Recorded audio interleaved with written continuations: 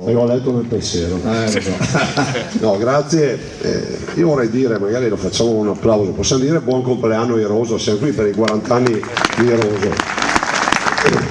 E con l'occasione degli auguri del soldato Iroso, matricola 212, di 40 anni, che non è roba da poco, a 40 anni, noi tanto finiamola con sentiste cazzate, il mulo è figlio di un asino e di una cavalla, è chiaro a tutti? Un asino maschio e una cavalla. Il mulo porta, come direbbero i tecnici, è la sublimazione delle migliori caratteristiche del cavallo e dell'asino. E prova ne sia che questi signori, sto parlando dei muli, questi signori hanno scritto la storia di questo paese, hanno scritto la storia dell'economia di questo paese, hanno sfamato anche le nostre genti, perché è il caso di ricordarle queste cose. A 40 anni non hai più i denti per mangiare il fieno. A 40 anni Tony De Luca lo ricorderebbe, dice io succia, no? io aspira. Quindi pensate che se quel mulo è così, l'altro applauso dobbiamo fare a Tony De Luca, perché l'ha portato a 40 anni.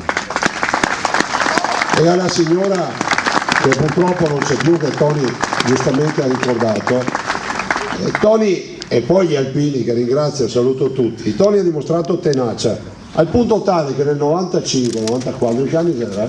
93? No, quando ero in provincia, 95. Sì, no. Io ho detto Tony, te la 30 se muovi comprai, dagli alla provincia. No, se rangiamo noi altri. Ma noi comprometti, voi?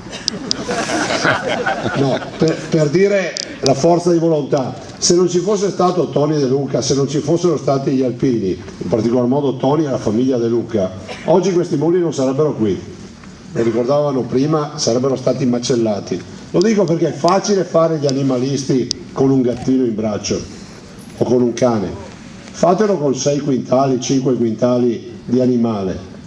Ricordate l'azione che hanno fatto questi alpini, che è identitaria, è storica, è di rispetto, perché gli animali devono essere rispettati, grandi o piccoli che siano.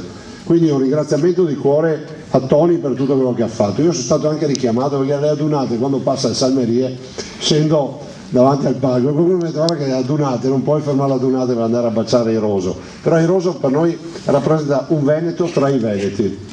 Iroso è un Veneto tra i Veneti, e che sia chiaro, se qualcuno vi dice mulo, dite grazie. Buona domenica a tutti.